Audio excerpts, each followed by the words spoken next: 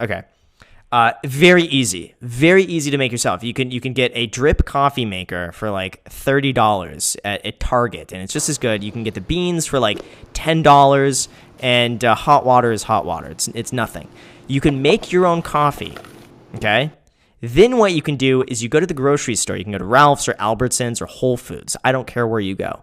Then they have this mocha coffee creamer that's really good. And what you're going to do is you're going to put the hot pot of coffee that you've just made in the refrigerator. You're going to ice it overnight. This is my coffee recipe, by the way. If anyone wants to know this, you guys can copy this.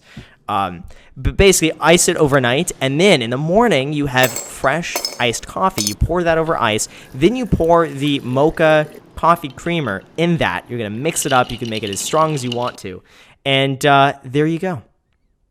I just saved you right there at least $5 a day. At minimum. I mean, that's the conservative amount. Realistically, I think I saved you probably more like $8 a day.